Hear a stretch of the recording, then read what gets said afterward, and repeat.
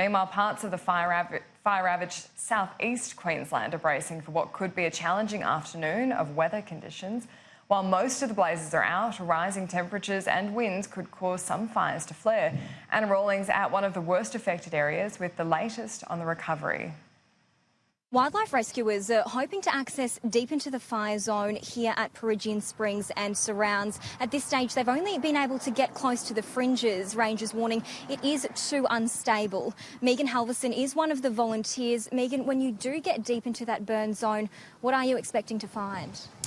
Okay, right now we're in phase 1, so the perimeter searches have been done thanks to the combined efforts of QPWS, Noosa Council, and many wildlife organizations.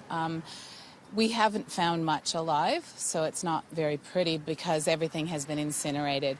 The animals that we have found alive are mainly birds, flying foxes, animals that are able to disperse and fly away during a fire, but now are coming back to forage and look for food.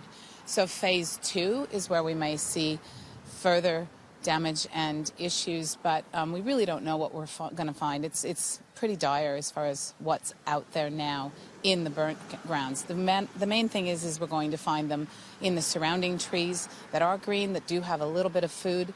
And the neighbours in Peregian have also been incredibly helpful. When we did find flying fox right in the green there in the middle of town, we asked them to get up some fruit in some mesh bags, and they've gone ahead and hung those in the trees over by the green, as well as setting out bowls of water for the animals, because primary things that we're going to see now are going to be dehydration and starvation. Currently, 1-300 animal is the RSPCA number, and they triage all calls to us, especially koala calls. We also have Wildlife Rescue Sunshine Coast, Wildcare Australia, and Australia Zoo, of course, and RSPCA are in this with us. We bring all our animals to them locally.